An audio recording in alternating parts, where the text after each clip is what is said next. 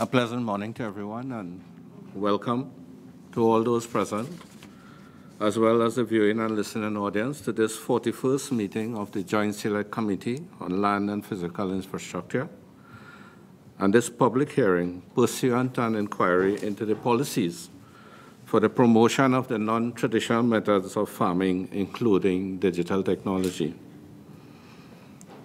I'd like to remind members and officials present to please either we turn off our cell phones or place same on silent or vibrate.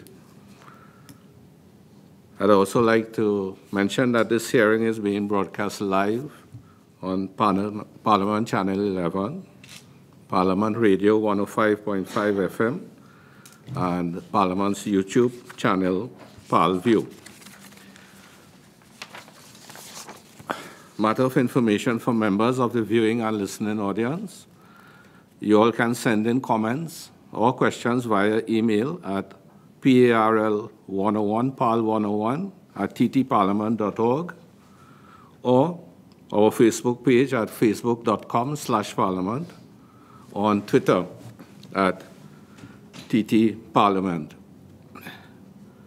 At this point, I'd like to welcome officials of the Ministry of Agriculture, Land and Fisheries, and I would like to invite you all to please introduce yourself to the committee.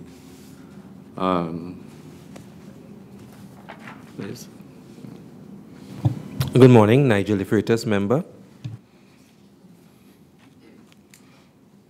Good morning, Roshan Pari, Vice Chairman. Good morning, Wade Mark, member. Good morning, Glenda Jennings-Smith, member. Good morning, I'm Deerup Timal, Chairman of the committee. Please. Morning to the committee, Lydia Jacobs, Permanent Secretary. Morning, Simone Titus, Chief Technical Officer. Morning, Harnawan Lala, Fisheries Officer. Morning, Dreams Kanavan, Acting Director, Animal Production and Health Division. Good morning, Trisha Melville, Senior Land Information Officer. Good morning, Wilhelmina Kisun Singh, Director Extension, Training and Information Services. Okay, thanks to everyone. At this point, I would just like to remind everyone or inform of the objectives of the inquiry. We have 4 main objectives. First one is to determine the extent of the use of non-traditional methods of farming, including digital farming in Trinidad and Tobago. Second objective, to examine the effectiveness of the policies, programs, and initiatives to promote non-traditional methods of farming, including digital farming. Third objective, to examine the major challenges facing the successful implementation of non-traditional methods of farming, including digital farming.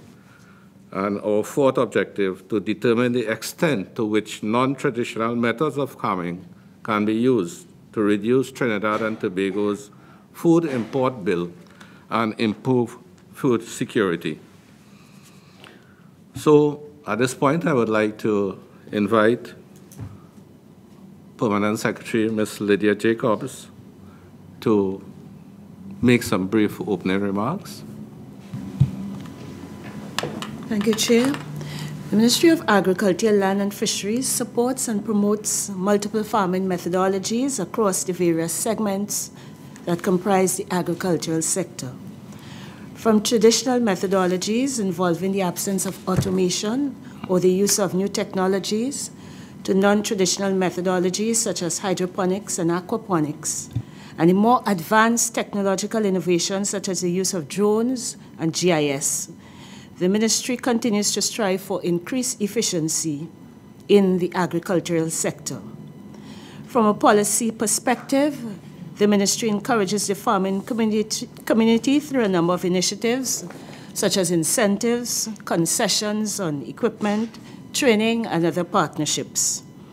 It is important in this discussion today that we differentiate between digital or precision farming and the use of digital technology in farming, since this will illuminate our understanding as to the present realities in the agricultural sector in this country. In this regard, this morning we have a multidisciplinary team, and we are prepared to answer all the issues that are raised. Thank you, Mr. Chair.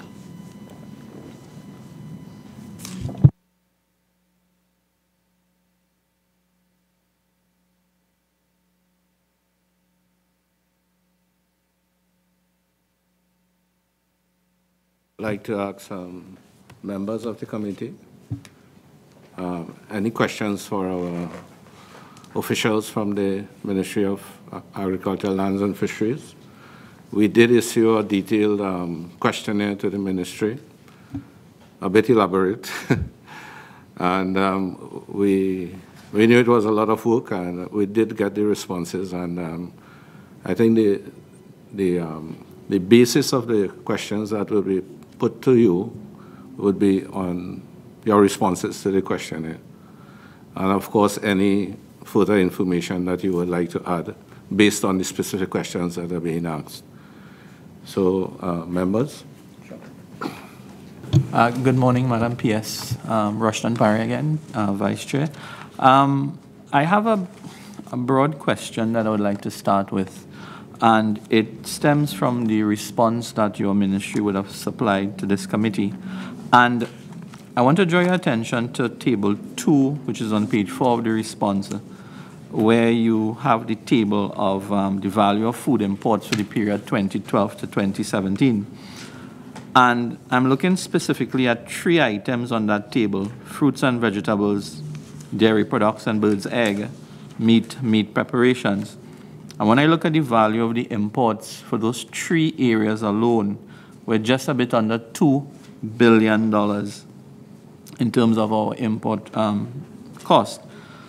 Now, as we venture into this whole area of modern farming, digital farming, from the ministry's perspective, is there a real and viable option for Trinidad and Tobago to take our farming productivity, digital, modernize what we have, get our farmers retrained to pursue those areas? Do you see that as an effective remedy in terms of our reliance on imported food, in terms of those 3 categories: vegetables, fruits, meat, dairy, and so on? Is that something that is well within our reach and within the reach of your ministry as a driver of sorts in terms of that sector?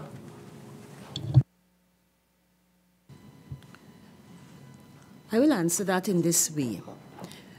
There is always room for the use of technology to improve our efficiencies. However, we have to look at the fact is that we are using, to some extent, digital technology.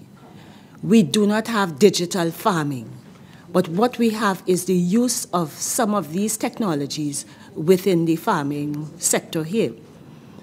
So that from a ministry perspective, yes, there is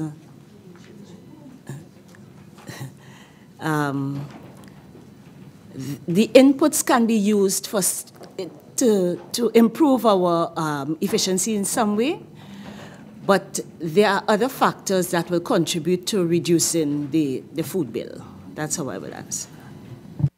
If I may just follow up, and I hear you when you said that, yes, so you're in agreement that the use of technology can impact, not only, but in conjunction with other items. In reading your general responses as well, I got the feeling that a large part of the efficiency in terms of which we are progressing along this area is being hampered by finance. It's being hampered by the unwillingness of our farmers to even adopt some of the new approaches as well. In terms of your ministry and your extension officers who, in my understanding, may be the persons who have the ability or the function of going out into the far reaches of the island and speaking with our farmers and so on, how trained or how up-to-date our extension officers in understanding the vast majority of the technology outside there and their ability to transfer that to our farmers to encourage them, to give them some satisfaction. Look, if you were to go down that road, we are here for you as part of the encouragement to push them along that line. Are we in our Ministry of Agriculture tooled to do that as we speak today? I will ask the Director Extension to respond to that question. Thanks. Good morning again. Let me answer that question in putting things in perspective a bit.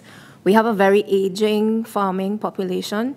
Last statistics studies show basically we are 60 to 65 persons. Those persons you mentioned earlier, can we retrain farmers to use digital technology? I would not say retrain. I would say what we would do is encourage digital technology because it's technology driven. It's an ideal area to attract younger entrants into farming because you know the younger persons like to use technology. However, it's costly and it requires a number of supporting areas, which I will ask Tricia to touch on a little bit after I speak. In terms of our extension officer, our extension officers, the ratio is 1 extension officer to 15 to 2,000 farmers in some areas. It's a very, very large, because remember our farmers are split into 3 categories. You have the large commercial farmers, you have the biggest group, which is the subsistence farmers, and then you have the backyard or householding farmers. We attend to all. We don't discriminate in the ministry. So anyone who has an issue or a problem, we would advise. Our extension officers, as you know, would be graduates from our tertiary educational institutes. So you have to look at the curriculum that the tertiary institutes have. Are they equipping the extension officers when they come out from the tertiary education institutes? And the answer would be not really. And as a ministry, we try to train our extension staff, but that's very limited in terms of the technology because as Tricia would speak to you about in a bit, it requires a lot of resources. It requires understanding the technology. The technology changes very quickly, and it's very costly. So as a ministry, how then do we acquire the resources to train our staff in that area? And another thing to consider, and I just want to say, we have a high food import bill, yes, especially in the vegetable area, but then we also have to look at ourselves in terms of our food preference. And is it because of the food that we choose to consume? It's why the food import bill is high. And I will just leave that there for thought. Okay? So the ministry has a GIS unit, and we have introduced the device to several field officers, inclusive of inspectors of state land. We have introduced it to the engineering unit, and staff have been open to using the device. And as PS mentioned, we are not equipped at present to embrace digital farming as is defined in its entirety, but we do have elements of digital technology that is presently being used in the ministry.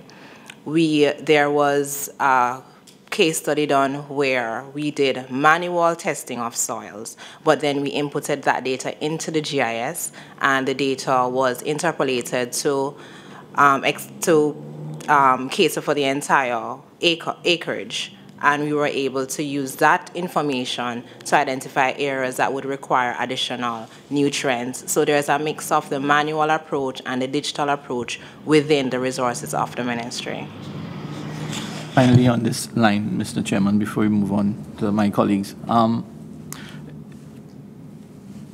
Ms. Kisun Singh spoke about the training of the extension officers and perhaps our tertiary educational units are not delivering, or they may not be delivering enough in that area to train up our extension officers.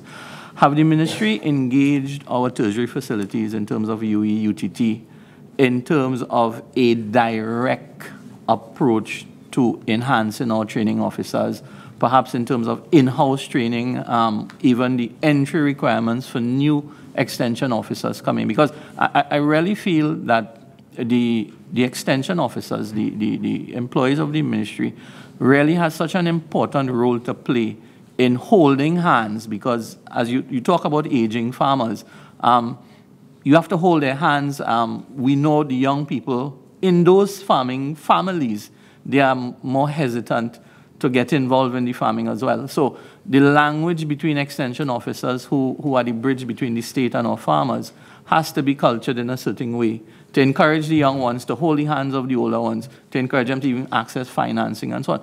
Has anything been put in place over the last couple of years to bridge that gap between the educational system for our extension officers to be able to outreach to our farmers, both young and old?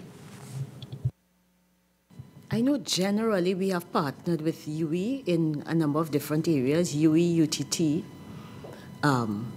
but specifically to digital, no, I'm not aware of that. What I do know is that when we get equipment, the GIS and the IT will fill that gap. Mr. De Freitas. Thank you, Mr. Chairman. I just heard a comment made in relation to the average age of farmers and that you have an aging farming population. 60 to 65 is what you said, yes? To me, that is kind of scary because the average life expectancy in Trinidad and Tobago is between 70 to 75. So what you're effectively saying is that in about 10 years, we won't have very many farmers in the country. In your opinion, what is the deterrent for young people entering this particular industry and making a career of it in Trinidad and Tobago from what you've seen? Okay, to answer your question, farming is very risky and it's very costly to get into farming. So that in itself, young people, it's a bit of a deterrent. Access to some of the equipment, land, etc., the initial cost is a little bit prohibited, which is why now the ministry has an incentive program to try and encourage those persons. But things are in cycles. So yes, we have an aging population, and we all know those persons might not have encouraged their children into farming because they would have seen, the difficulties that their parents would have, gone through as farmers. But now we're seeing a lot of young graduates, I guess, because of, the job market.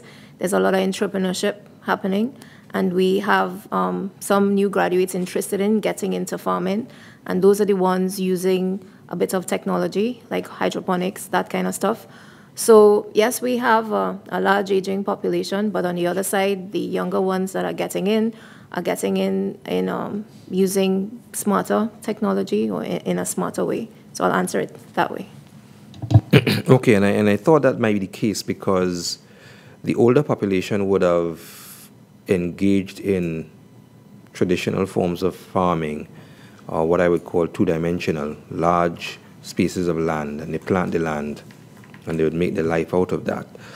Because of the risk factors you would have spoken to and the barriers to entry by way of cost, you would find a lot of younger people trying to get into farming using the technology that you've indicated, but effectively using three-dimensional farming, which is smaller land space, utilizing length, width, height, that kind of thing, and to increase productivity and it costing less. The majority of the cost being the technology that they would have to use.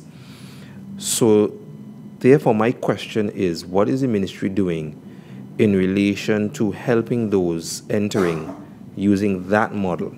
Small land space, a lot of money going into technology so that they can enter and make a career of it. What is the ministry doing to help out those that are entering at that level to stay in the industry?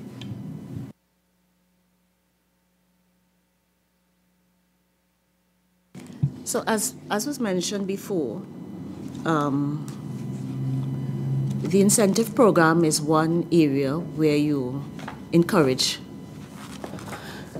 younger persons to get into the farming industry. We also have duty-free concessions on multiple areas, equipment and so forth. There's a whole listing of it, and it's available on the website.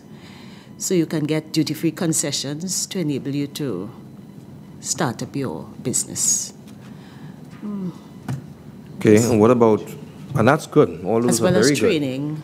Good for when you want to enter. What about in terms of scalability? Because you would enter, from my experience, and you would determine at some point that it's viable because you're making money.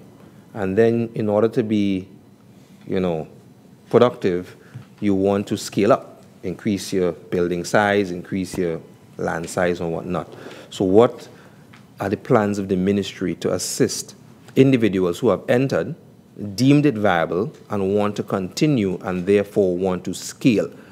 And I ask this question in the context of companies that we've seen worldwide that are huge, that are comparable to other technology companies, Apple, you name it, Samsung, they're massive. Monsanto is just one that comes to mind. So what can the ministry do to help those, especially the younger ones who are so like-minded, to scale up to that level of a Monsanto, not using the ethics of Monsanto, but you understand what I mean, getting to that size in this country? I think the program continues, it does not only, it's not only available at startup, but it's available for your continued development as well. In addition to the policy concerning land for agricultural use. So there are opportunities available to scale up as you start, developing. All right, so let me just put it into context in relation to scale up. So you've invested about $1 million in whatever farm, growing whatever product. You now want to scale up to $100 million. How can the ministry help someone do that? Because I'm sure the incentives that are provided, like I said, is great for when you want to enter, but you're moving from $1 million to $100 million, and that's just, as broad as a scale that is, but you understand where the person wants to go. And at some point, the incentives will be limited in that sense, because you now want to bring in large amounts of inputs by way of machinery and whatnot. What I'm looking for, trying to draw out from the ministry, is things like collaboration with the banks, or collaboration with ADB, or collaboration with entities or partners outside of the country that could come in and invest to help these entrepreneurs, these young people who are coming with the technology, to scale up to a very large amount of money so that the agricultural sector can begin to contribute greater to the GDP of the country. You have to understand that agriculture, we tend to think of it as a labor-intensive thing. A farm, you're growing lettuce, you're growing tomatoes and whatnot. But the fact is that agriculture has the ability to develop other aspects of the industry in terms of manufacturing, because you can also have, in terms of the inputs and the raw materials, to get that product out of the farm, also developing as an industry. So you will need seedlings, you will need agricultural machinery, you will need all of these things. You will need consultants to help the farmers scale up. So in terms of the ministry and scalability, what do you all have in place, or do you all have any future plans to help people scale up in that regard? So I'll answer you in this way. You said to move from $1 million to $100 million, for example. So before you do that, what we do is encourage you to do a sound business plan. And at the Farmer Training Center, our division, Extension Training and Information Services, we offer free training courses on how to do a business plan, record keeping, which is key before you move on to a higher level. And then we also have the services of NAMDEFCO, the National Marketing Agency, to assist with markets and market studies. So if someone does our courses and does a sound business plan, they can approach ADB. But if they don't know how to do one and they approach us, we would assist in doing a business plan with them and try to work out the different facets that they need to move to that level. We can only assist to a point. And then if you're doing something commercially as any other business, you then need to basically find the resources as you go along. But we would assist in that area, point you in directions. We have in the past, we've collaborated with organizations such as CABI, ICA, the Food and Agricultural Organization with consultants to assist people in what they do where we lack the resources or the information. But a business plan is key, and in that area we assist.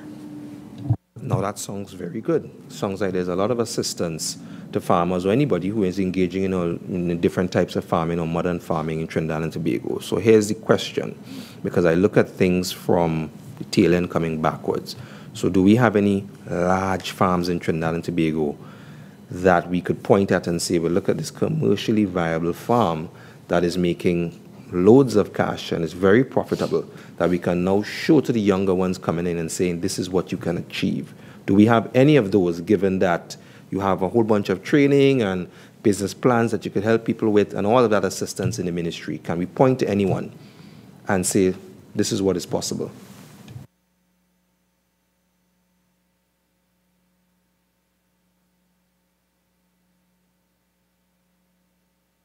Chair, through you. Well, large in Trinidad and Tobago context, of course, is different from other contexts. But one farm that comes to mind is a livestock farm, actually. It's the largest small ruminant farm in the entire English-speaking Caribbean, and it is in south of Trinidad.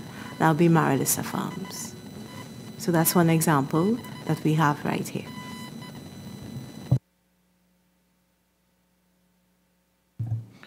Okay, before we go to Mr. Mark, just as a follow-up to what Mr. De Freitas was asking, two things, Ms. Kisun Singh. One of the factors you mentioned was risk. That was the first factor, as one of the possible deterrents to persons getting into agriculture. But in terms of non-traditional farming,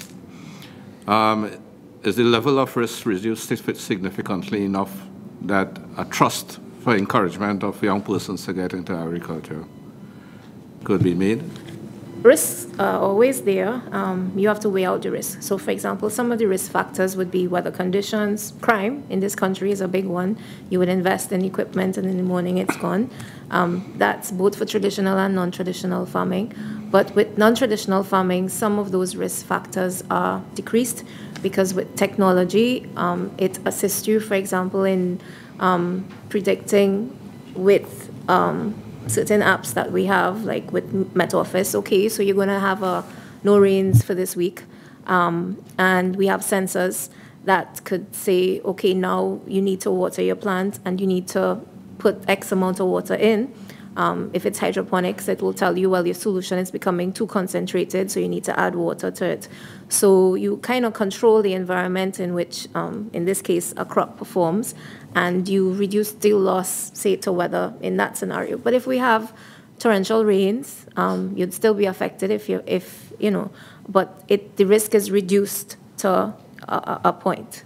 But there's still other risks to take into consideration.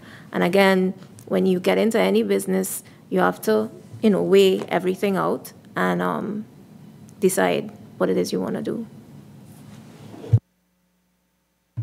Thank you. And then, based on what the last question Mr. De Freitas was asking about, are there actual farms outside there that we can point to? And of course, the example about this is poultry, predominantly poultry farming. No, sorry. Our poultry industry is one of our best developed ones, but the single farm that I talked about was a small ruminant sheep and goats. So that farm is, as I indicated, it's the largest in the English-speaking Caribbean, and it will have approximately about 8,000 animals on the farm, plus other animal species, but the main animal species are sheep and goat, and it includes technology, so I think there are less than 20 workers on the whole farm. But other than the animals and livestock, in terms of an example to provide that encouragement, to show the feasibility, the practicality of say large-scale vegetable farming, we don't have. But is it on the radar of the Ministry of Agriculture to say, well, look, I mean, there is a possibility that with technology and non-traditional farming, there's a possibility that we can develop a lot of young farmers, particularly in the context of the statistic that it's an age community. To say, initiate a process to say, let's get a large-scale model farm down for certain selected products, certain selected vegetables, etc. That maybe with private sector participation, is any thinking like that there right now with the ministry? To show the commercial viability, not just on a hobby basis or interest basis, but to show the commercial viability of such a farm and actually having a model farm available. I'm not aware for fruits and vegetables. Not aware. But as you say, in the other areas, there are some farms, animals and things like that. But I'm not aware. I don't know. What I'm aware of is that we tend, through the extension, the training that is available, there are many of the smaller farmers emerging. Small farmers, young farmers, but small. And I guess because they are now developing, starting. But there are quite a few of those. And just to interject, we have commercial hydroponics farmers with lettuce production that is really, they're doing really good business. And they take it to the level where they package for their market, whether it be the supermarket or businesses, restaurants, that kind of stuff. Unfortunately, we don't have anything like a model farm, but what we do is field trips. So when we have training courses, persons who are willing to host people on farms, we take them to field trips to see and interact and talk to persons. That is basically using what we call farmer testimonial, but within the ministry, we've not have any model farms using non-traditional technology. I know we'd ventured into model farms before, but not right now with non-traditional farming. Yeah, thank you. Mr. Mag? Thank you, Mr. Chairman.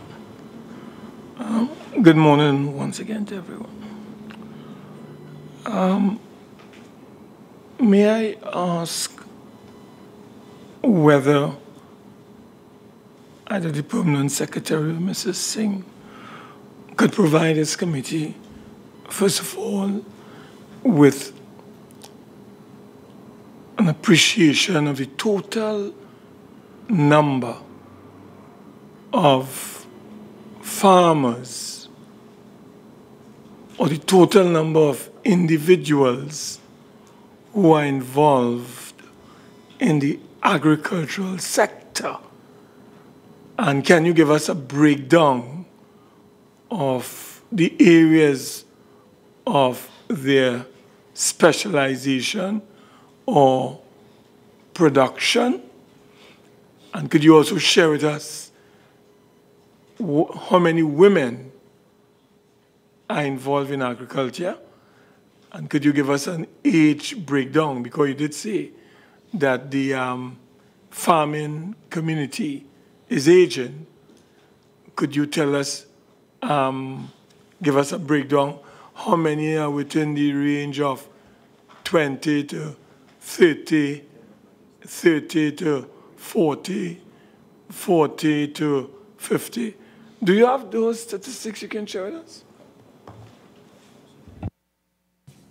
Chair, we do have some, not in the detail that the member would request, but we do have some information on the number of registered farmers. We have like fisher folk, and we have general information like that. Anything in more detail, I believe we will have to provide that, such as the gender breakdown and things like that.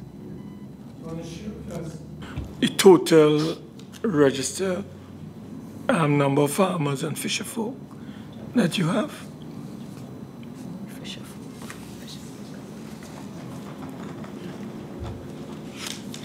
Okay. Fisher folk, we have approximately 4,300 active in Trinidad and Tobago.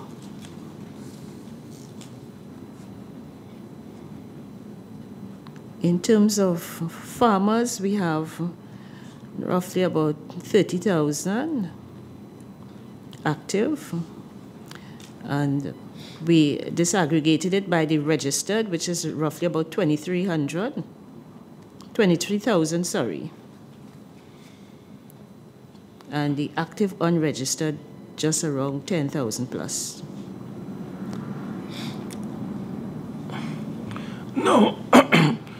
Now, can you share with us, having regard to the aging of the population in the farming business, can you share with this committee what is the relationship between the Ministry of Agriculture and the Ministry of Education as it relates to ensuring that on our curricula at the level of early childhood, primary level, secondary level, and of course the university, we know we have a faculty there. Can you share with us what is the relationship between the Ministry of Agriculture and Education, and what kind of incentives are offered to these institutions of learning in order to inspire and motivate young people to become involved in agricultural production in its different facets in TNT? Is there any relationship?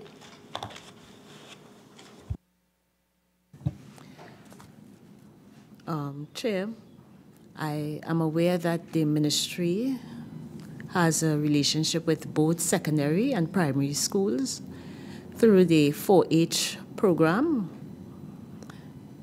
But as you indicated, we do have a faculty at UWI. We support them in a number of ways through their graduation and supporting them with prizes.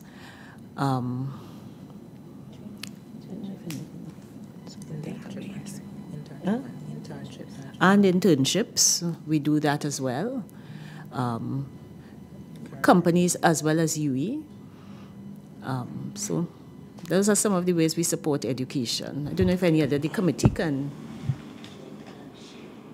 No, Mr. Chairman, I'm following up on the question raised by my colleague, Mr. Nigel De Freitas. How are we going to ensure, and how is the ministry that is responsible for agricultural development and policy in this country? How is the ministry going to ensure that there is continuity in the area of agricultural production? Do you have a plan? And as I'm on this question of plan, you did indicate in your submission that you have a draft National Agricultural Development Plan for the period 2017 to 2030. Now, you tell us how you intend to make sure that the Ministry of Agriculture does not contribute to the debt of agriculture in Trinidad and Tobago. How are we going to ensure this?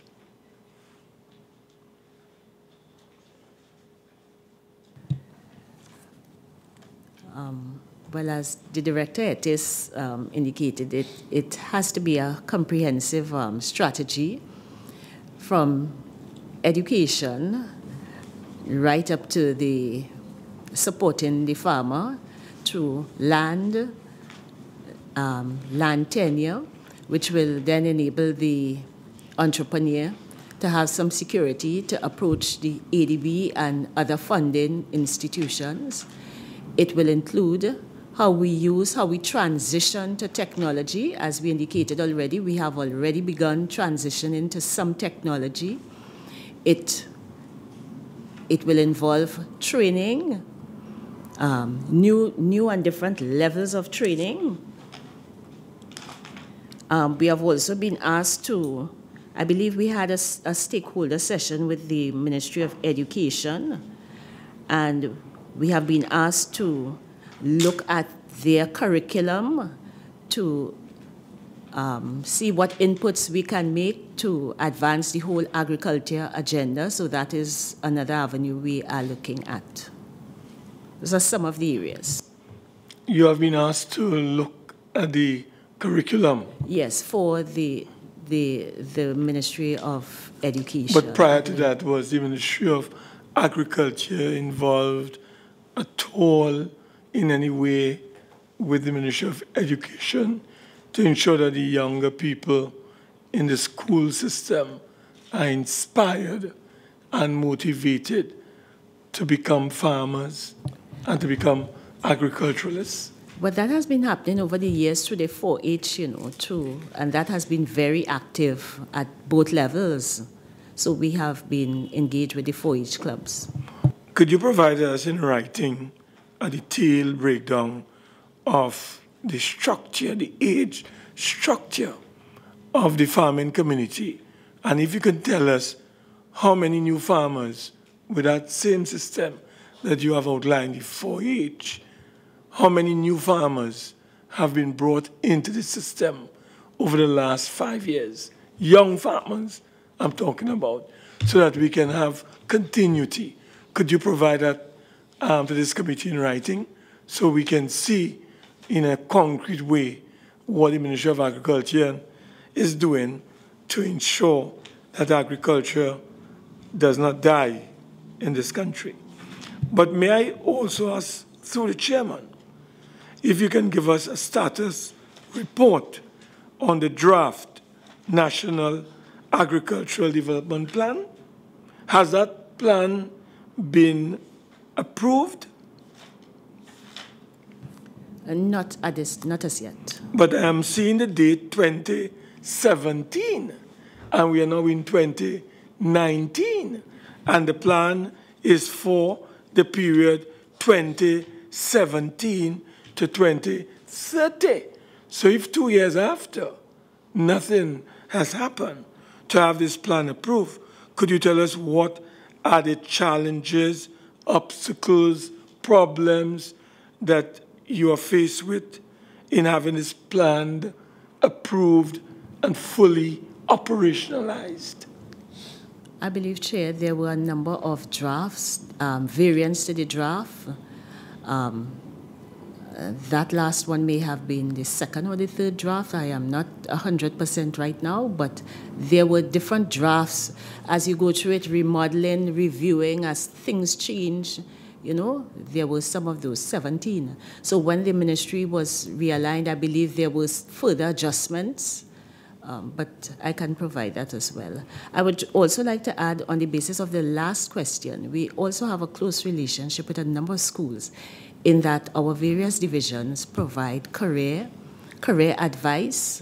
So we do career workshops very regularly for different levels at the secondary schools. Could you, Mr. Chairman, through the chairman, advise this committee, when is this national draft agricultural development plan for 2017? It will now have to be 2019 or maybe 2020 to 2030. Is expected to be implemented?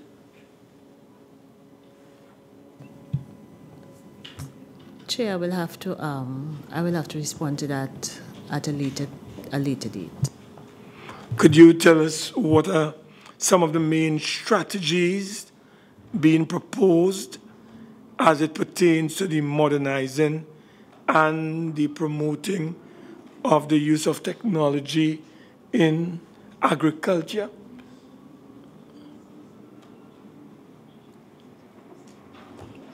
In terms of the technology, I would let the GIS specialists address.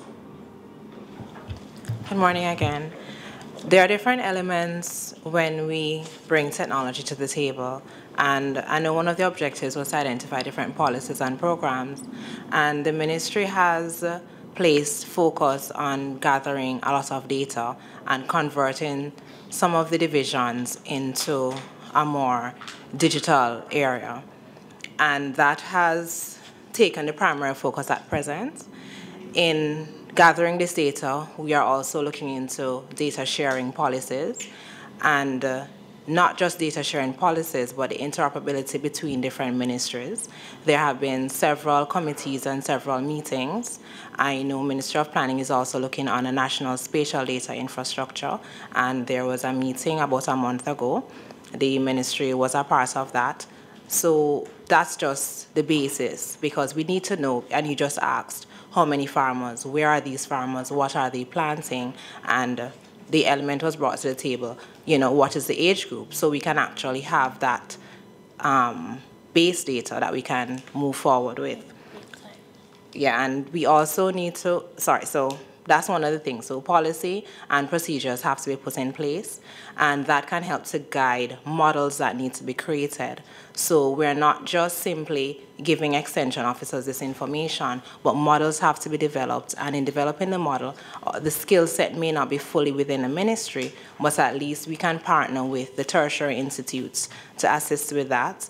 There was a recent discussion with the food production department, and I know that they presently have one PhD student who is currently pursuing his research with digital farming. We have had conversations with some of the local suppliers, and they have been able to demo certain technologies that can be put in place. And of course, we have to present to the farmer at different levels, the high-end based for the commercial farmers, and we also have the more low-end technology costing under 500 US. So we are researching that at present. So you have the data, you have the ICT infrastructure that has to be put in place, because we do have to cater for the rural farms that may not have Wi-Fi access. And when you speak about digital farming, you talk about wireless, you talk about autonomous, and are we at that point? So we have to speak with the farmers who are also have the capacity to embrace technology at their location. And of course, the element of education and extension, which was addressed earlier.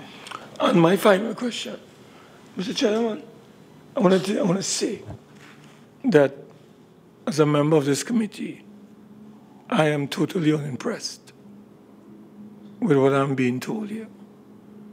I believe that the Ministry of Agriculture knew they were coming to this committee today, and a simple question like informing this committee on the status of the draft National Agricultural Plan, we can't get a proper answer.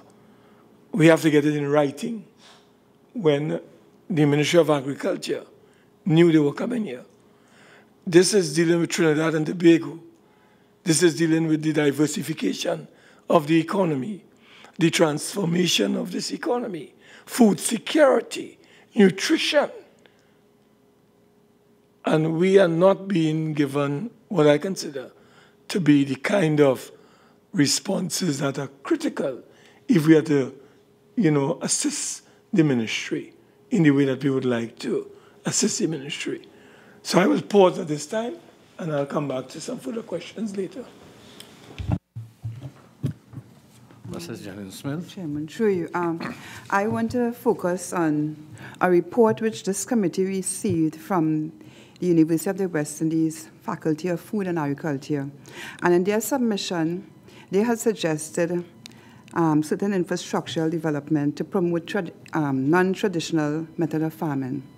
And some of the things that they proposed were early introduction in the formal school system, revised curricula at the secondary and tertiary level agricultural programs, professional reorientation of government extension officers, redesign of Ministry of Agriculture, Land and Fisheries demonstration stations to focus on such technologies. So I want to ask you, have non-traditional farming methods been incorporated into the school systems and also included in the revised curriculum at secondary and the tertiary level agricultural programs? Can you tell us?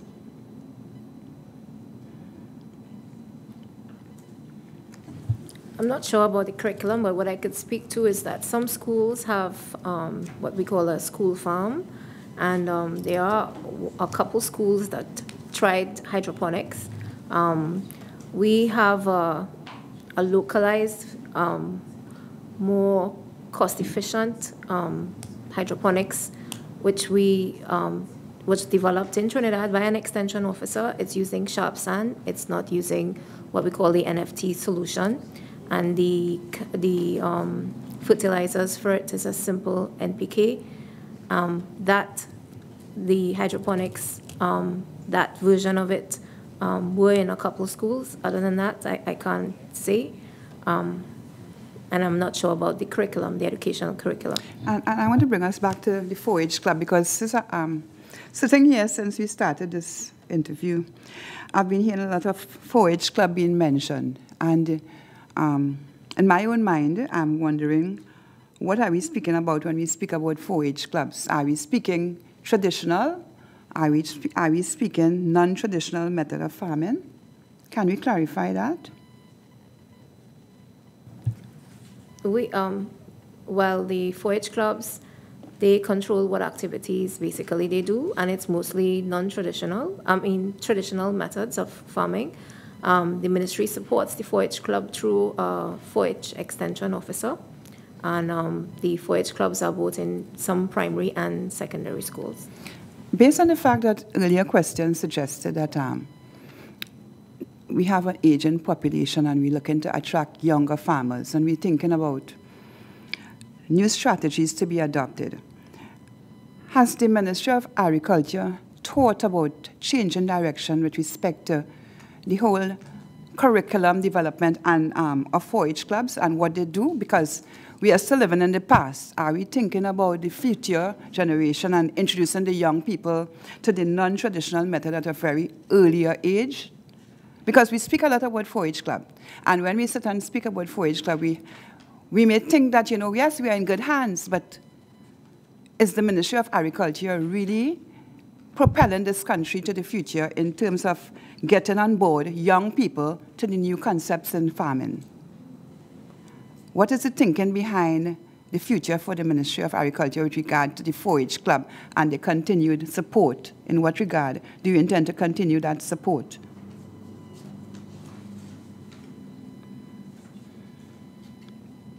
Chair, if I may, with respect to the ministry, and I gather we're talking about the young persons. So we have, apart from the 4-H club, what we do is we encourage, let us say, schools to visit our demonstration stations.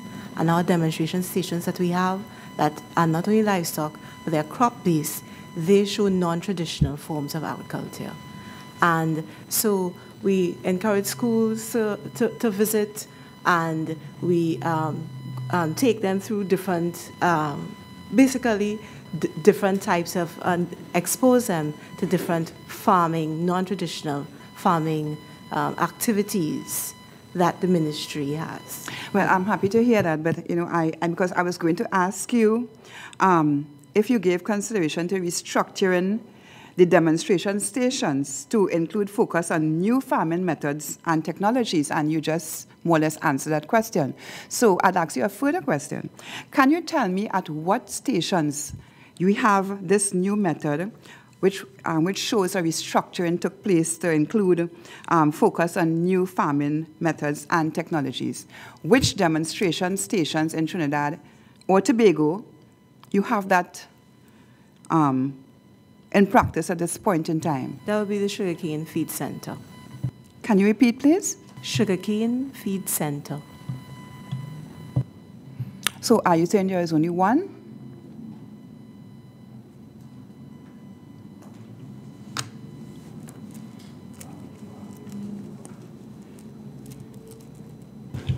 I will ask a further question. Let me ask a further question.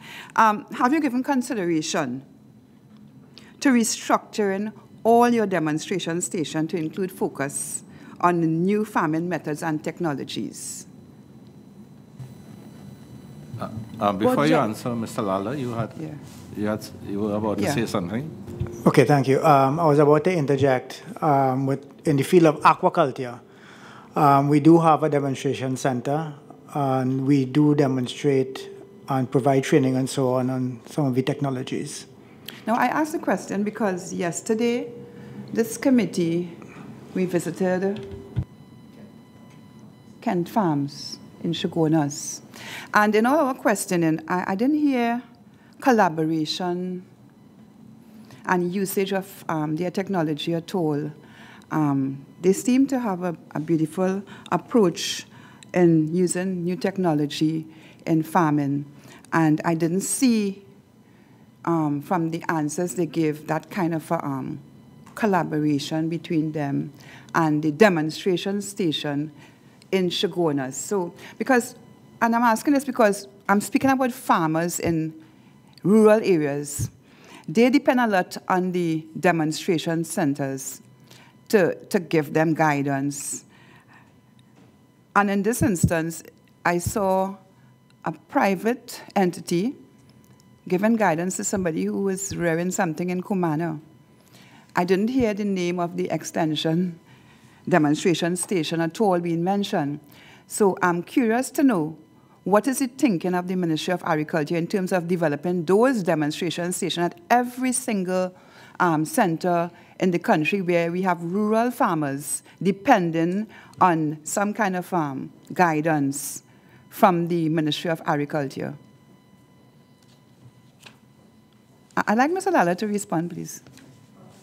Okay, sorry about that. I wasn't so sure whether you had switched back to traditional agriculture or no, I am aquaculture. not on traditional. I am on non-traditional agriculture, and the question I ask is that if the Ministry of Agriculture gave any consideration to developing your demonstration stations as a center to serve farmers where they could be educated on the non-traditional method of farming as well as guided as to how they could continue into that non-traditional method of farming. Okay, with aquaculture, we have one demonstration center in the country, and that is located at Bamboo Settlement number 2 in the Valsin area. And with specific regards to Kent Farms, we have been collaborating with him over many, many years. Even long before he sought to acquire the lease at Orange Grove, which is, you mentioned that you visited that yesterday. Prior to that, he operated on family-owned lands at Freeport. And from inception, we have always collaborated with him. As a matter of fact, what you saw yesterday with him using the refurbished ponds and net cages, he would have discussed, and he got the idea from one of our previous projects with floating net cages to employ that.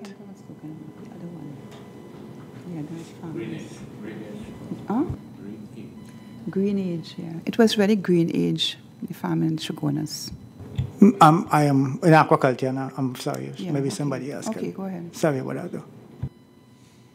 Yeah, so I want to conclude by asking, I am aware that there is some agro-incentive grant. I want to ask, since the implementation of this agro-implementation grant, how many farmers have received this grant to pursue non-traditional methods of farming? Chair, through you, at this point in time, we haven't had any no grants have been issued at this point in time. And if I may be allowed to explain, the agro-incentive grant from the Ministry of Agriculture is done in a series of cycles. So persons submit applications, and at the end of the cycle, the cycle comes to an end, then the forms are collected, then the committee has 60 working days with which to submit the recommendations onward. And so the committee has submitted both an interim and a final report, and that has gone on, and that's the stage it is at this point in time. I asked this question in particular because a number of persons within my own constituency have applied, and they seem to be in limbo, not knowing what's going to happen, what's happening next.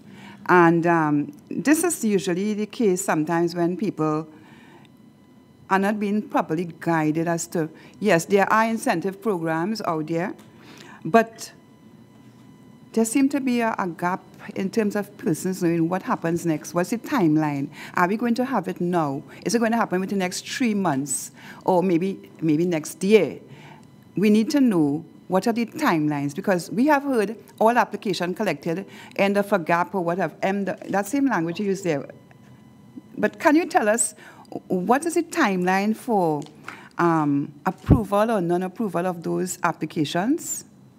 Okay, as I indicated before, there was a first cycle, and the first cycle closed the end of November, so that would be November 30th. Mm-hmm. Right, so from November 30th, then the applications are collected, and then we have, according to pursuant to the cabinet minutes, we have 60 days, 60 working days, which the committee in the Ministry of Agriculture has to submit recommendations onward, and then a decision will be made, and then grants will be approved. And that guideline is given by the cabinet minutes. Okay, thank you. Sorry. If I may expand further, once the committee made their recommendations and submitted their report, it came to the permanent secretary, reviewed and submitted onward to the Honorable Minister. And that was done just before Carnival. So we have been keeping time in accordance with the cabinet instructions. So it is at the final stage now. And finally,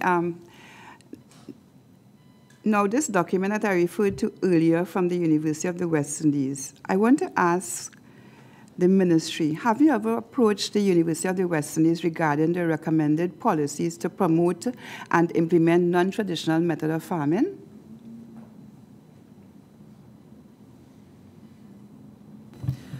So I would like to say that I would just like to explain a little bit about the relationship between UE and the ministry. So we actually have a fairly good working relationship in terms of, in many different areas, with food production, engineering, etc. And we generally work closely and collaborate on a number of issues. To say that the ministry, and also I would like to say that we sometimes have a lot of working groups where we work together and we exchange ideas. So to say that, for instance, that the ministry asked UE about their ideas on infrastructure, it would be more a matter that we discuss a lot of ideas, we exchange ideas on a number of areas, and we learn from each other. Mr. DeFreitas. Thanks again, Mr. Chair. So I've been listening intently throughout this entire process this morning, and I've made a couple of observations. But before I state those observations, let me just ask a question of everyone sitting here this morning. Do you truly believe that agriculture or farming in Trinidad and Tobago is a viable business? In that, if someone came to you in a private capacity and said, I want to get into a business, would you feel comfortable recommending farming? It could be any kind of farming, aquaculture, agriculture, livestock. Would you feel comfortable saying to them, you should go into agriculture? It's a viable business. Could I get an answer from each one? I would say most definitely, because there are successful ventures across the country, young, small, medium, and they are doing quite well. So it is a good business to go into. But you come to a business with certain a knowledge base. As we say, you have the infrastructures, their land is an issue, which we are dealing with at the ministry in terms of agricultural leases and land for agriculture. But definitely, but there are other inputs that will, guide the decision making. And I guess that would be the same response for everybody. There's nobody that thinks it's not a viable, right? So the observation I'm making is that as much as the ministry, and the ministry will always be limited in what it can do in relation to development of a private sector industry, you must have input from the private sector to get the industry going, and the ministry helps to facilitate its growth. But the ministry's approach to me so far seems to be one of methodology, training, that kind of thing, how to grow a plant or how to grow a fish, as opposed to the business of agriculture, in the sense that how to make money from growing a plant, how to make money from growing a fish. So you have the 4-H program that's training the students and whatnot. You have agricultural degrees and whatnot in the University of West Indies, but yet we still have on the tail end an aging population of farmers in the country, which tells me either one, people are entering this industry and exiting before they could reach that age, right? And you have to ask yourself why. And I'm wondering if it's from the business standpoint. So I may want to get into farming, but I may have no business background training whatsoever. And whereas I might be successful in growing lettuce or tomatoes or cucumbers, in order for me to be successful and make that into a career and have that as my sole source of income, I have to understand business. I have to understand how to make money from growing cucumber, tomatoes, and lettuce. So what do you all have in place to ensure that the 30,000 farmers that we have in the country all understand the business of agriculture? Is there in the 4-H program a situation where you're teaching the students to grow, and I'm just using lettuce as an example, but there's a link with the principles of business class and the principles of an accounting class to show them how to make money after they've grown the lettuce? One of the questions that I used to get a lot was people would, and this is in aquaculture specifically, they would grow fish and then come to the relative special purpose company or ministry and ask, well, where can I sell this fish? Why are you growing fish if you don't know where you're selling it? And that tells me there's a disconnect between the methodology of agriculture and the business of agriculture. And I think that's where we're failing. Any comments? So what I would say, the last comment you made relating to marketing more or less, well, NAMDEFCO takes care of that aspect of the business. They have a very comprehensive range of activities where they assist farmers, even how to branch off and get into, if you plant callaloo or whatever, they can assist you with packaging and things like that. Not to cut you off, but isn't NAMDEFCO in the business of purchasing the raw material and then marketing that raw material out there? So they're sort of kind of in between. What I am trying to get at is that at some point, and that's great that NAMDEFCO is doing that, but at some point the entity, which is the business, which is the farm, needs to do its own marketing and make that link. So NAMDEFCO would help you if you're starting off, and that's great, get into a market, but at some point you have to take it over. NAMDEFCO cannot be the entity that's marketing for everybody. It's going to fail.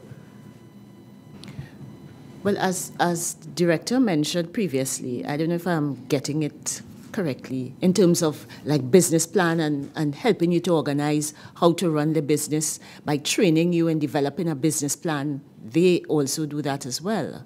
But developing a business plan is just one part of running a business. You need to know accounting, you need to know marketing, you need to know financing. So let me give you an example of why I'm saying there's a massive disconnect. So we have agricultural degrees in the University of West Indies, we have ECIAP, we have all of these entities. There's plenty training going on, there's 4-H in the high schools. How many agricultural consultants do we have in this country that can go to the 30,000 farms and say, listen, I have studied this. This is what you need to do. This is how you need to market. This is how you need to layer your business. This is how you need to grow your plants in a layered fashion so that when the supermarket calls for 1,000 pounds of cucumber, you have that every single day coming in or every single month. That is the business of agriculture. What I'm getting is that a lot of people are interested in getting into agriculture.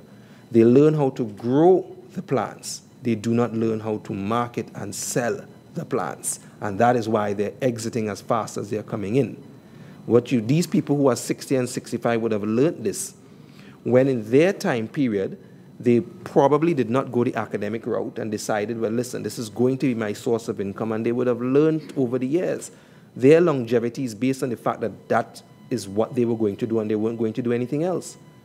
What you have now is a bunch of young people with options. They have jobs. The agriculture that they're getting into is not their sole job. It's a secondary income. So they need more. can I walk into the Ministry of Agriculture and find out what the cost of production of a sweet pepper is? And therefore how much profit I can make from growing sweet pepper, so that I can immediately think, if I find 50 acres of land by other means, I know how much profit I will make.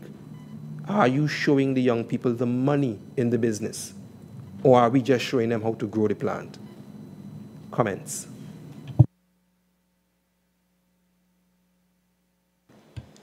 Right, no, I may not be able to speak directly to the business aspect, but there's a lot of disconnect in terms of information. There is a lot of institutional knowledge, and you may have to go to different elements in the ministry, different divisions, to get your complete answer. Unfortunately for agriculture, and this is a discussion that was had before, there is no one-stop shop to how do I start, how do I do it, and how do I make money. One of the things that the ministry has embarked on is that they recently launched a website. And what we have to do is to convert a lot of the knowledge that we have disaggregated throughout the ministry into, for lack of a better word, a one-stop shop for the young farmer to at least say, okay, this is how do I start and where do I go? So even if there are links directing the person where to go, I am now doing it, now what do I do? And that institutional knowledge that is existing in the ministry. I am not going to say that they don't know, it is existing in the ministry, but at least we need to start documenting it. And as a cultural practice that is throughout the Caribbean that we need to do, that I would say that that's the advantage that the first world has over us. We do not document what we know. And the agricultural sector is losing in that aspect. So if I want to do another business, I want to buy and sell cars, I can go online and identify how. I'll go to Ministry of Finance, I can download lots of information. But the ministry has only now started to document and convert what we have digitally. And in converting that, we now have to publish that. And we mentioned before about data sharing. We have a fear of sharing what we know. And we now have to basically mandate that this information is documented and shared publicly.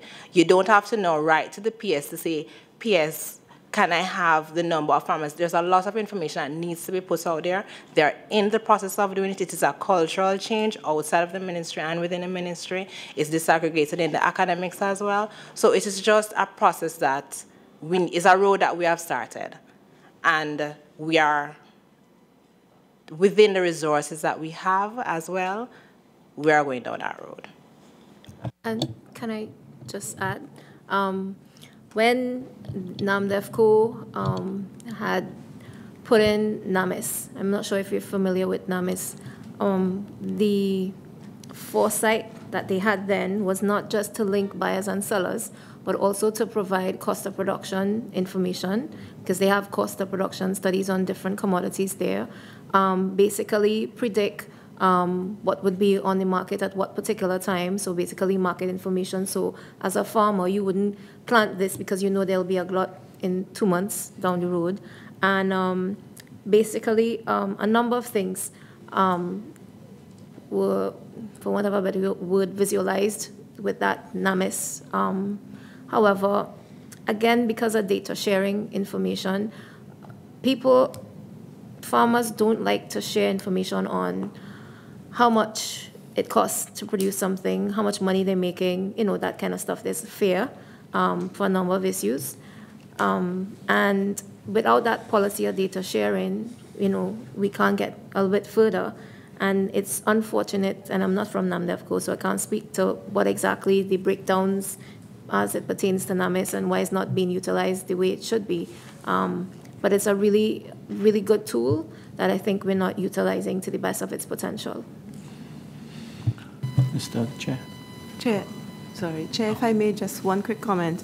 When gentleman was speaking, the member was speaking, it's interesting, as Trisha said, we had this discussion last week, Thursday, and we did indicate that it may be difficult for somebody outside the agricultural sector to know exactly where to get different things. So for instance, within the agricultural sector, we know, okay, ADB will give you cost of production models. But then again, probably on our website, we should say cost of production models, check ADB.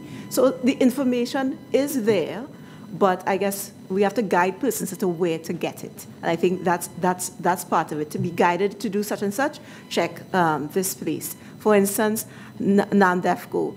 I'm not in NAMDEFCO, but I do know that, for instance, let us say hypothetically you're a farmer and you want to export. NAMDEFCO say, okay, you want to export? This is a minimum requirement that you must set. And they'll sensitize you, they'll do a food safety training, and they'll guide you on even supply. This is the prices this week, this is the logistics for getting it. So it's, as we like to say internally, it's not a one-stop shop, but possibly one of the actions that the Ministry of Agriculture should take is to guide persons in it, because a lot of what you have articulated is present in different aspects of the ministry and throughout the country. Yes, Madam PS, I haven't heard what both Ms. Melville and the last speaker said, and clearly the approach of the ministry as a one-stop shop is very important.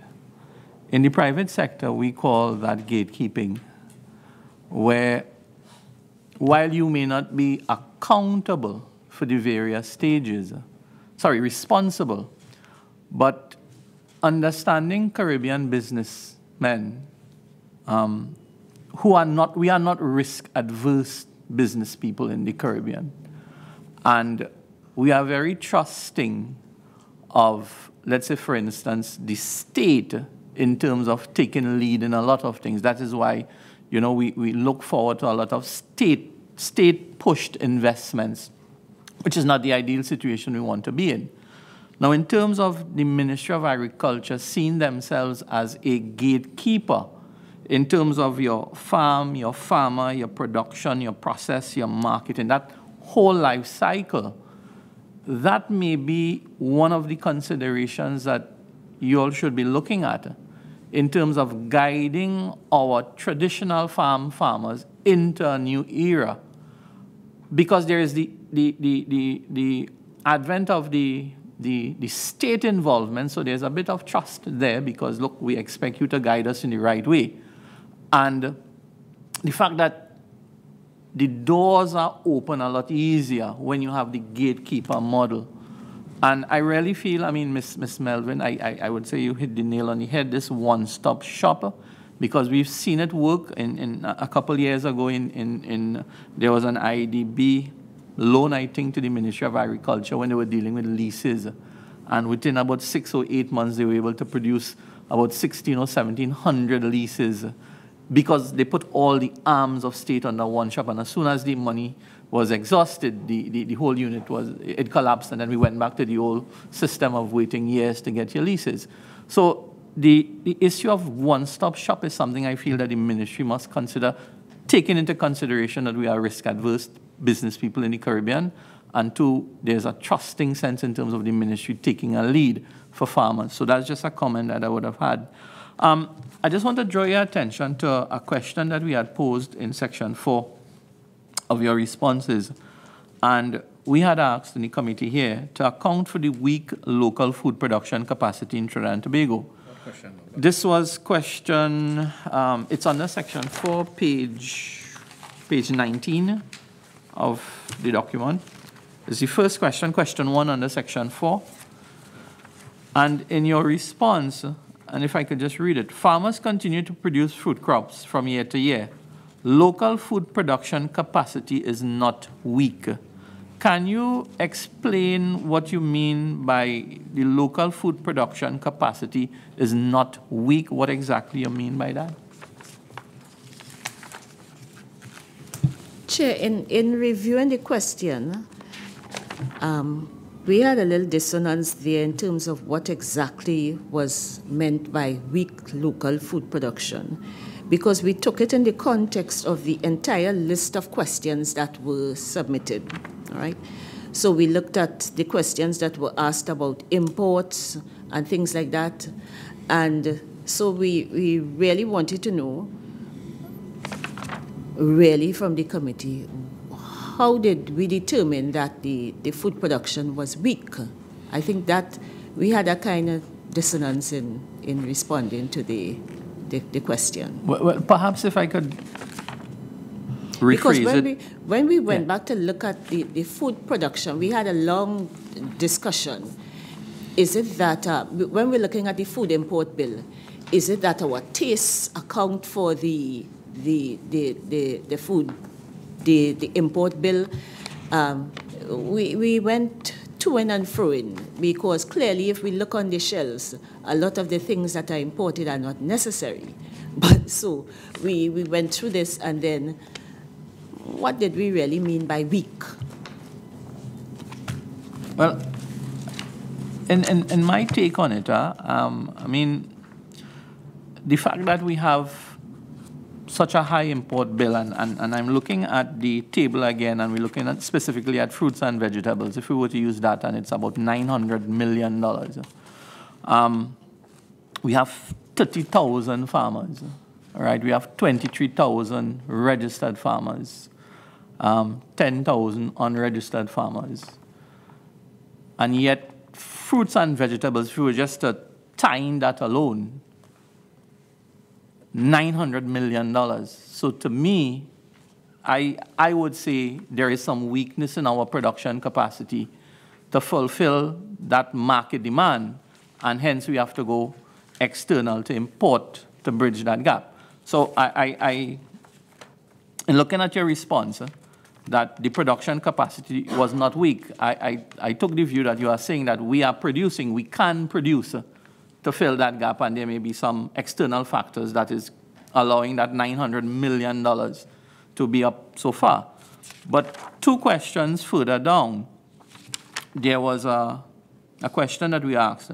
To what extent can non-traditional methods of farming be effective in reducing Trinidad and Tobago's food import bill and ensuring consistent and continuous production of agriculture? And the first line of the response said, farming may impact minimally on the food import bill because of the low levels that is being done at this time. So when I saw your response that it is not weak, right? So it tells me that we are strong in our production capacity. And then the next response saying that, you know, there is a low levels that are being done at this time. I thought that there was some miscommunication there in the responses, and I wanted to get an idea how, on one section, the ministry is saying that we can fill that gap in the production levels, and yet you are still saying that there are low levels being produced by our farmers. So that was a bit confusing in the response to me, and I was just trying to get some clarity on that. Okay, so let me go back to the first one. So in the first instance, we also looked at the import of fruits and vegetables that we do not produce. So you have apples, you have grapes, which are imported throughout the year. And then so we couldn't disaggregate that because the figures didn't allow us to see what were the breakdown actually of what fruits and vegetables.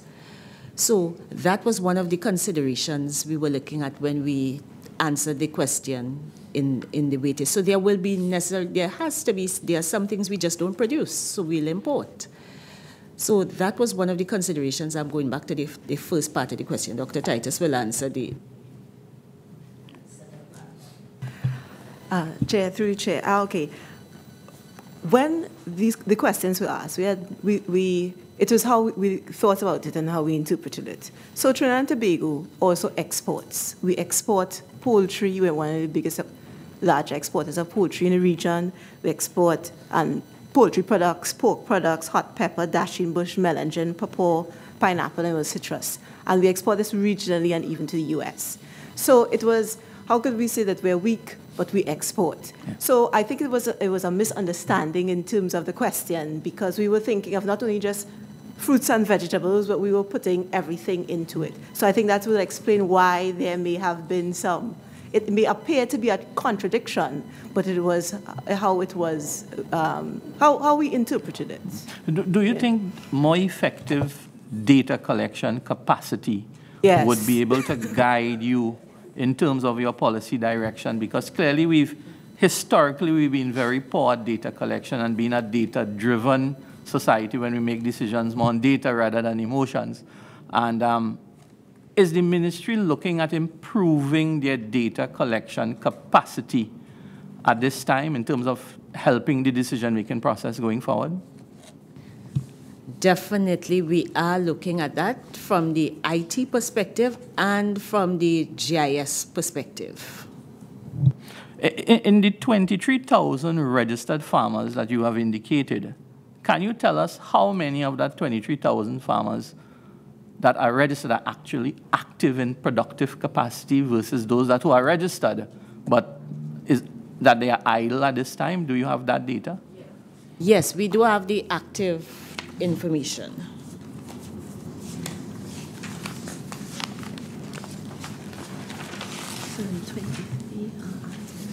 Right. So we have the active farmers as the 30,000. We have the active registered as the 23. Mm-hmm. So those are the active registered, and they are actually in the business. Okay, so they are in productive capacity. Capacity, yes. All right.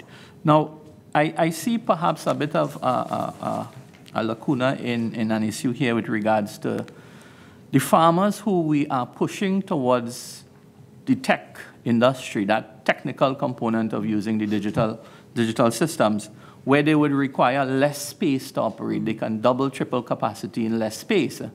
But I understand to be registered, as a registered farmer, there is a requirement of about 2 acres in terms of getting that registration. Is that so, one? And if that is so, wouldn't that prohibit those small farmers who are trying to get digital agriculture, get modern technology in agriculture going? They may not be able to register and then get the incentives that is offered by the ministry. I am not aware of that limitation, you know. I do not believe there's that limitation that you just mentioned in terms of the acreage. Okay, and the last question that I have, taking note that one of the critical partner here in any development of any industry is finance capitalization. What role has the ADB played in terms of being your partner, your stakeholder, in one, finding or assessing farmers who are more likely in terms of their production or what they are producing, to encourage them in getting involved in upgrading their capitalization, their modernization of their farms and so on? What role does ADB play, and have you been, or have the ministry been very proactive with the ADB as really the financing agency to work with our farmers to drive technology going in their farms? Chair, through your chair, we recommend a lot of persons to go to ADB, and the ministry and ADB work collaboratively again on a number of different. Basically, we have a good collaboration initiative that is ongoing, and so there may be we sit on a lot of committees again, and we work together. So what should I say? In summary, we recommend persons to ADB, and if ADB has any questions, they're just simply a call away as we work through different issues. And therein why I said, it's important that the ministry, being the trusting agency, being the state agency, being dealing with a low-risk nature of our farmers, that you really ought to be a gatekeeper in the entire life cycle to make sure that we are driving our farming in terms of food security, in terms of being able to reduce our reliance on food imports. So if there is any one thing I hope that you as a ministry can leave with today is really look and see how your policy going forward can consider being a gatekeeper in the entire life cycle, because I think this is where the trust is going to come in. The leadership of your ministry, the leadership of your policy direction will be absolutely critical going forward. Mr. Chairman, thank you. Chair, if I may just comment, I think the ministry's trust in terms of the whole ICT infrastructure is critical as we move forward in terms of how we deal with our stakeholders and how we provide the information. And we have started that, as I mentioned before, on a number of levels. And so in moving forward, that will definitely be one of the areas we will be pushing, ICT and the GIS. Okay. Before we go to Mr. Mark, Ms. Jacobs, I know you had mentioned that you would be submitting in writing the reasons for the delays in the preparation of the action plan. As to, you did indicate to us that you would submit something in writing to us. But what I wanted to ask was, who are the parties involved in the preparation of this action plan? Is it an internal exercise? Do we have external consultants? Have we brought external consultants on board in the past? All of these things. Who is taking the primary responsibility? Who is doing this plan? You mean for the draft agricultural? Okay. So the first, there was an external consultant. And so the first draft was prepared. External consultant, if I may interrupt? Yes. But there were some modifications that were made to that document. Okay? So there was what year was this, if I may ask? Sorry to be interrupting. 2016, I think. I know I saw some modifications last year. Last year, okay. Yes. Mm-hmm. So while I do know about it, because it is in draft, I don't feel at liberty to really comment as I should, because it has not gone through fully as yet. Yes. So that is the reason for my hesitating. Okay. Mr. Mark? Mr. Chairman, can we get secure from the ministry the excellent suggestion that came from their own lips and supported by Mr. Rushton, that the ministry, in an effort to provide a more organized approach to agriculture and to allow an individual who may be interested in getting involved in that exercise to come to the ministry and have available to him or her a one-stop shop. Is that a policy that the ministry would actively consider, Permanent Secretary, given it coming from you? And I think it's a brilliant idea, as endorsed by my colleague, and in the interest of promoting agricultural development in Trinidad and Tobago. Yes, Chair. I would like to indicate that while we have talked about it, it is not that we have done nothing about it. As I say, we are moving in incremental points. So this business of access and, accessibility and a one-stop shop, we are started in little ways. So I recall in 2018, as we developed the GIS portfolio and as we improve on our ICT, there was an initiative, and Tricia will be better able to explain it, where if you have a land card, you can come in, swipe, and you can look at your file. We started that so you don't have to run down to the ministry, on every occasion. So in little ways, we are doing, as we become more familiar with the technology, as we build our little PSIP projects to get things moving, things are happening. Sometimes it doesn't happen as fast as we would like, but things are definitely happening. Yes, so that is definitely on the way we move forward.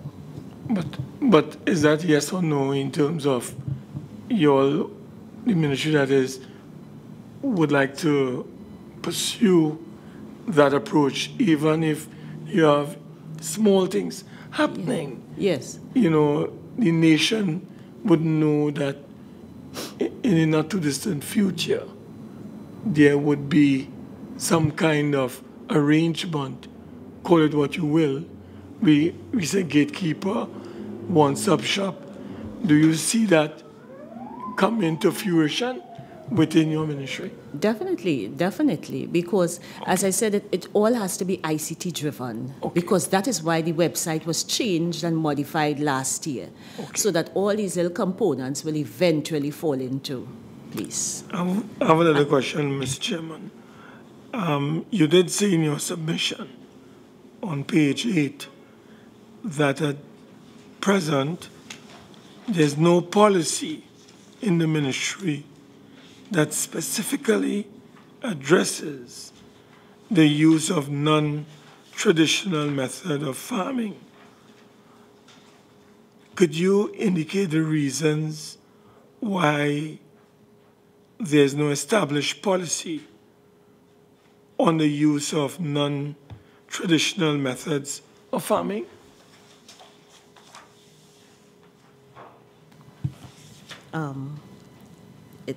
We can't accurately say there's no policy because we have an aquaculture policy.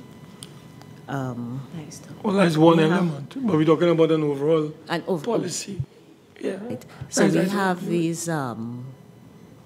we have these like a livestock policy, aquaculture policies. We have a lot of policies that govern the different sectors that make up the whole agricultural area. Yes, so we don't have a single one, but we do have that govern the different sectors. But do you intend to establish a single policy on non-traditional farming, particularly given the revolution in ICT, as you mentioned, digital technology? We're going in that direction. Because that is where farming is heading. Yeah. We're moving away from the traditional kind of farming into non-traditional farming. So I would imagine that is why you were saying that you didn't have a singular That's right, policy. but it is evident in the other policies. So, But is there about any that. intention of establishing such a policy? Or is that part of the national draft that is to come? I'm not too sure. Yes. The ICT is a driver in all the innovative methodologies that the ministry is involved in. So I can say that if we were to, I guess, overarching, when the draft becomes the permanent policy, everything will be fully combined, if I can use that word. So there's no intention at this time to establish a policy on the use of non-traditional methods of farming in the ministry. Is it that what you're? I don't believe so at this time, but because it's more integrated, if I may use that word. It's not to say that you use non-traditional by itself and then you say traditional by itself, and because we function kind of in an integrated manner. May I also ask whether you can make available a copy of the aquaculture policy as was established by the note that you mentioned, Cabinet Minute 1276, dated August the 9th, 2018. That will not be a problem. And could you give us a status of the implementation of this policy thus far? Where are we with the actual implementation of the aquaculture policy? Yes, we'll do that. No. You mean now? No, I'm asking if you just give us a tight summary of, and then you can provide us in writing with a more comprehensive status report on the implementation of the policy. But if you just get a little tight summary of the current status of its implementation. All right. The policy 1276, the implementation of that, the major part of it has not started as yet. It was as of August of last year, and it has not started being implemented as yet. So. When do you anticipate, Mr. Lala, that we can have some implementation of this policy? Honestly, sir, I hope it is not implemented because it is not, in congruence with what we would want to see happen in aquaculture. Okay. Just very, if I may, please. What it calls for is the movement of the major aspects of aquaculture to an existing governmental agency that did not have in the past involvement in aquaculture. And because I am at the committee here, again, I repeat that we hope that some of it is not implemented. May I ask through the chair, was it a policy which was formulated by the ministry, or did the ministry employ an external consultant to formulate this aquaculture policy? You can share with this committee? Well, let me put it this way. The consultant is somebody on, the major consultant would be somebody who is on staff of the ministry. I believe in the capacity on a contractual basis. And while it is that there would have been consultation with us involved in with some of us involved in aquaculture, what eventually came out that went to cabinet and was approved is not what we expected. Could you tell this committee whether any cost was associated with this consultancy, or was it done on a free basis, seeing that he was employed or she was employed in the ministry on contract, based on what you have said? I wouldn't be able to say if there were any additional costs. I trust that it would have been just the fees as their contract required. Can I ask through the chairman if the permanent secretary can provide us in writing whether this aquaculture policy, first of all, who were the authors of this policy, and whether any payments were made to the authors, and what was the sum involved in this exercise? We'd like to have that in writing through you, Mr. Chairman. Mr. Jacobs? Yeah, Mr. Jacobs, the request from Member Mark, we're clear on that, right? Yes. Okay, Mr. Lala's, as we have you here on the aquaculture, in terms of your response to Section 2, Question 20, pages 12 to 13, it's regarding the Sugarcane Feed Center. Could you provide the committee with any reasons as to why this project was terminated, why it came to an end? The aquaculture unit that was at the Sugarcane Feed Center? Sugarcane Feed Center or SIDC? No, Sugarcane Feed Center. That's...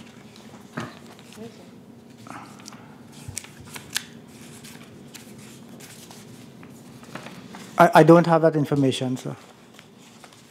Chair, I don't have that information.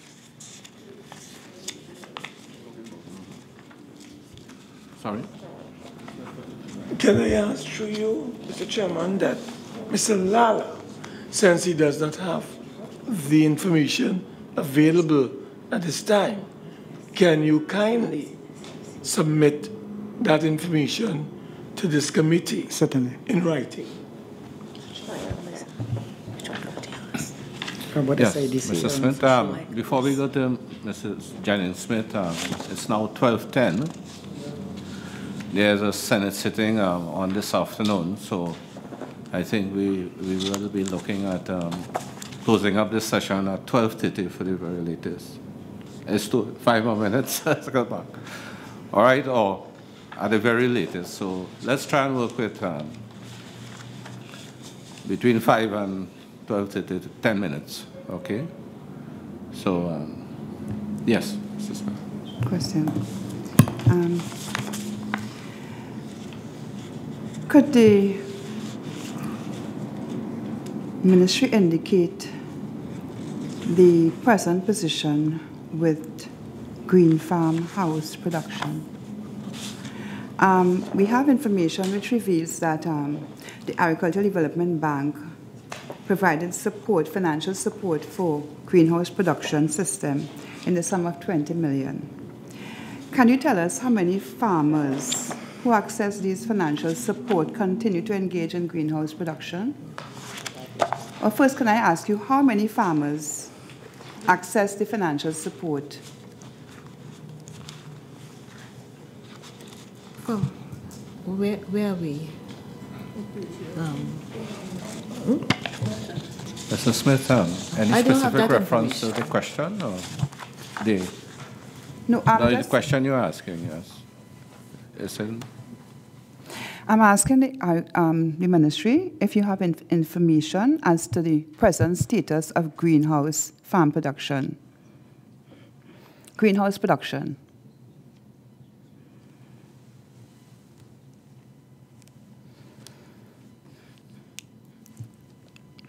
I don't have that kind of information at present. So do you have any information on the type of commodities produced at greenhouse and the location of these greenhouses? So could we ask you to provide it in writing? Certainly. Okay. Yes, Mr. Lala. Yeah, Chair, if I may, I actually saw what Member Mark was referring to at SFC. It wasn't whether the actual unit had been closed, but I think it referred to the marketing initiative. Am I correct, sir? No. And if it is the marketing initiative, yes, I do have that information. Oh. No, it was specific about the Sugarcane Feed Center, the aquaculture.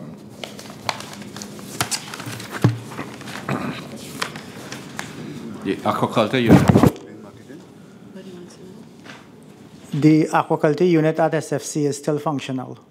It's still functional? It's still functional. When I looked at page 12 to 13, I saw the question and the response as related to the marketing initiative. And if it is that, I do have that information. I could share it with you. Okay. Can I? Yeah, sure. Okay, if that's what it is. Okay. So that marketing initiative was initiated in response to requests from farmers. With some of the work that was going on with aquaculture, the farmers had gotten to the stage where they were not able to sell their produce as quickly as they would have liked, and a lot of their time was being consumed in trying to market the fish. So what happened close to, I think, would have been a Lenten period in 2013, is that an initiative was put in place to where SFC would do some of the purchasing, do the processing, and do the marketing for the farmers. That went on until October 2015, when the initiative was suspended. Thanks. Thank you. Okay.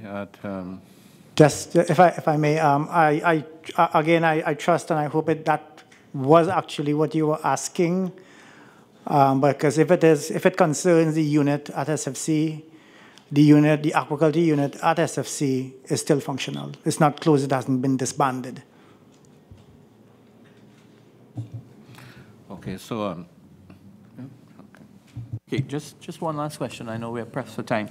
I noticed in your responses we had some questions concerning some initiatives through the PSIP in 2017 and 2018, one specifically in terms of a project that under the PSIP we're going to do with UTT in terms of some development program. In your response, you say nothing has happened since then. Why isn't taking note of the importance of where we need agriculture to head, why it is these PSIP programs are not being executed by your ministry?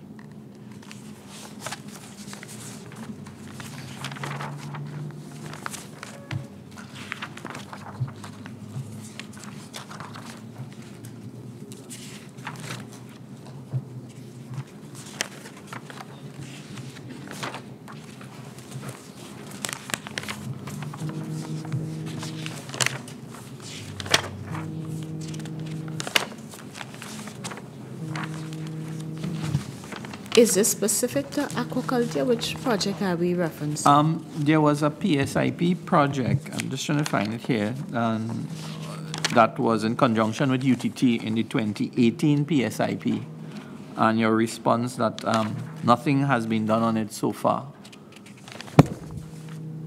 If you look at in your responses, Chair, yes, we have seen what the question refers to. Actually, we became aware of that program with UTT when we saw the question being asked. Only when the question, so you all want to wait? You mean now? Or you mean? No. On the questionnaire, when it was only then we became aware that UTT would have been engaged in, because certainly no discussions with Fisheries Division or Aquaculture Unit or Fisheries Division on any projects that they were embarking on. We have had students come in for advice on various things, but not any formal project.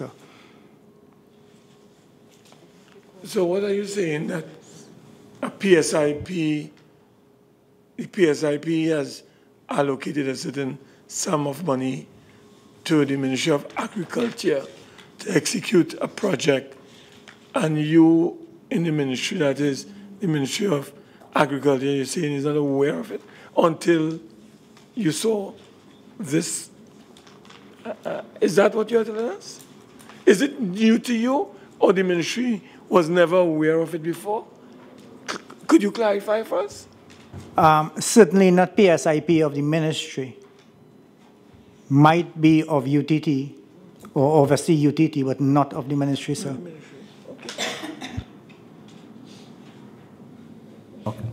Okay, thank you, Mr. Lala.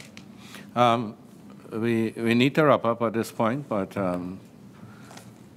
what I would just like to briefly summarize is that, having looked at your responses to the questionnaire, as I said before, the questionnaire was rather elaborate, and the responses, and then basically the discussions that we have engaged in during this inquiry here is, and Mr. Jacobs, maybe you could address it in your closing remarks. In terms of the non-traditional farming, from the responses, it seems as though it is justifiable to bring it to the front burner, so to speak, particularly in terms of attraction of younger farmers, looking at the demographics of age, less risk, and all of those things that we have looked at. But there are so many different bodies involved. There are so many different entities involved, even to the point that UTT is involved and the ministry does not seem to be fully aware of the extent of their involvement. We have CARDI, we have the University of the West Indies, all these different bodies. And in terms of the non-traditional farming being brought into a focal point for us moving forward.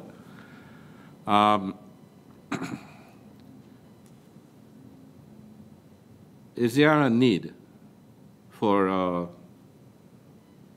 coordinating council or some coordinating body to stitch all that is going on in all of these entities, to be able to stitch together, to coordinate, and to bring it into sync with that draft agricultural development plan that you all are looking at, to make non-traditional farming a focal point of moving forward with our agricultural sector. Ms. Jacobs, you could also do your closing remarks at the same time. Thank you, Chair. It certainly has been an interesting discussion, even as we prepared to come before the committee, as we looked at the whole issue of farming in general and digital farming.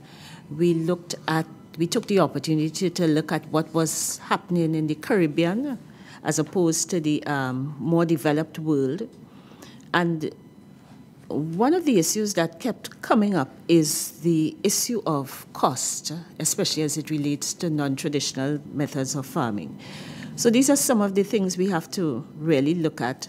We have to look at the clearly defined role of the public sector and the private sector in agriculture as it relates to the issue of cost. We also have to look at the size of our Twin Island Republic in terms of what is really feasible for this country. And so in moving forward, while we have a lot of data out there, we really have to bring it more in line with what is the reality for our present situation in Trinidad and Tobago. So I think we have a lot of research to do. And as mentioned before, whatever we do moving forward in order to create the efficiencies has to be ICT and GIS driven. Thank you. Okay, thank you. At this point, I would like to thank all of the officials of the Ministry of Agriculture, Lands and Fisheries. We have taken up a fair amount of your time with this exercise, and we thank you a lot for your cooperation and for your attendance. I'd like to thank members of the committee for their participation and the staff of the Parliament for their continued hard work and dedication to the work of this committee. Also, I would like to publicly record our appreciation this committee in this exercise to CADI, UWI, UTT, IDB, and the Division of Food Production, Forestry, and Fisheries of the THA. Thank you very much. This meeting is adjourned.